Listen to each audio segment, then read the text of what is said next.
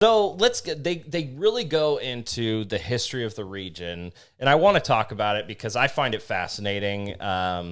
We have this, we call it the Redwood Curtain, where not a lot of people go there. Even like the tourism, industry. I mean, it's so beautiful there. They have a national park, they have the ocean, but really it's somewhat small because that Redwood Curtain makes it really difficult to get in there. But the overall history, I mean, they talked about early on in the gold rush, the Wyatt tribe was massacred basically by the gold rush people. They talked about the massacre of 1860 where they killed up to 250 Wyatt. And so they're saying, already like some gold rush people came in and they weren't necessarily good people. They were opportunists, they were selfish, they were greedy, and they were trying to take advantage of the land. Then they go into the logging industry of the redwoods, which is terrible, and obviously it does not exist anymore because they've designated these as national forests and natural landmarks. And that's another, it's a dark side of Humboldt where you have these 1,000-year-old trees that they're just chopping down, and it really goes into sort of how dark characters have run this wilderness setting as sort of like a Wild West scenario. It's really for 150 years. It's greed driven. Yes. The gold rush, gold was the entity. The logging, those logs were very valuable, and so they were selling them as lumber, and that was the next gold rush. That was kind of the green rush before the green rush. But it has all, just like you're saying, greed driven. It's all, we're going to take this stuff because we can and we see value in it, that we're going to just make money by exploiting other people. Right. And it's a place where you can get away with it with a lot because the wilderness is so vast that there's not, it's just easy to get away with this type of stuff. It's a wild, wild west. It is. It really is. And moving on from there, they get into the history of cannabis in the Emerald Triangle, right? And how hippies sort of moved in there into the 70s, it seemed to me like an extension of the San Francisco culture, right? And they moved out into this wilderness setting to try to live remotely. There was a family that talked about they had an outhouse and they didn't have any electricity, and that's how they wanted to live. That's how they wanted to raise their children. Off the grid, they wanted to live off the land naturally, very hippie oriented. And of course, naturally, when you have hippies, weed is beginning to cultivate, right? And I in my research, I didn't really find much weed cultivation before the 70s, although I'm sure it was there a little bit. That's sort of when people started realizing like, oh, we can go way out in the wilderness, grow weed, and live this off the grid lifestyle. From there, they started making money, right? They started making money through weed, and it was the Cannabis Rush, much like the Gold Rush. And what started out as hippies turned into opportunists.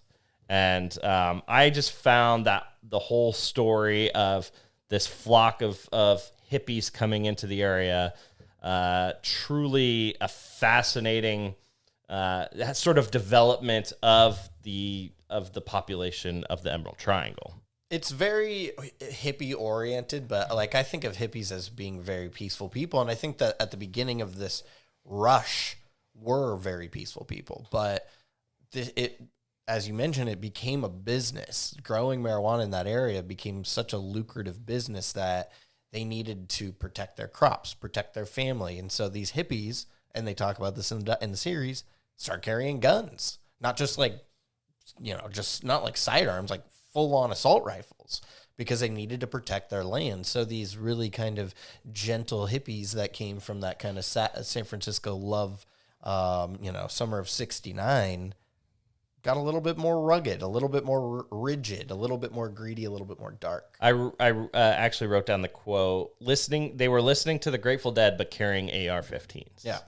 And this is just to protect, because, when you're dealing with an illegal business, there's no way to protect it, both from law enforcement and from, thieves or animals. I mean, or animals or Bigfoot, Exactly. So this was sort of the natural development of this Wild West weed cultivation scenario up there. And they're specifically talking about North Mendocino County, but it really falls under that like weird area where Trinity, Humboldt, and Mendocino meet. So then they get into the 90s a little bit.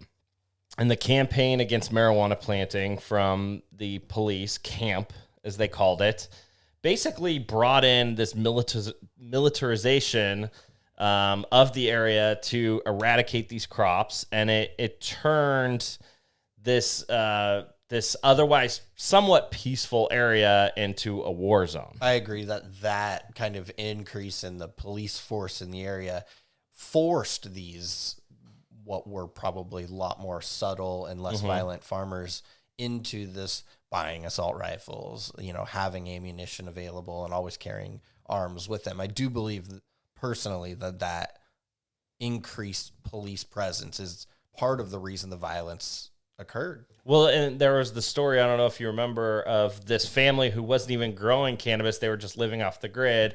And the cops came in, assumed they were, shot their dogs, and basically traumatized their children. Assuming they were growing weed because they lived in this area, and they with no evidence, get on the property. The dog comes at them. They shoot the dog.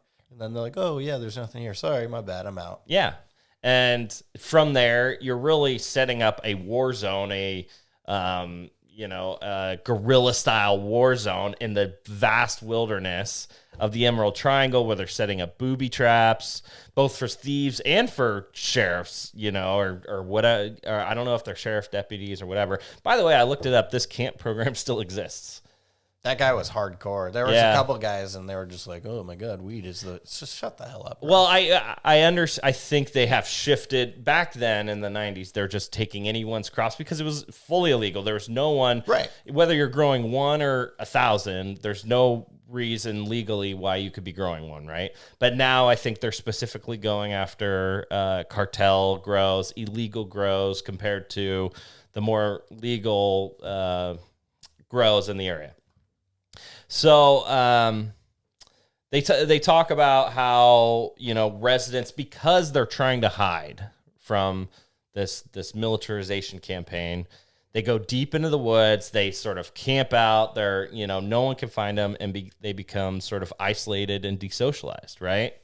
And this is what turns into what we now see as the Wild West. No one talks to any police officer.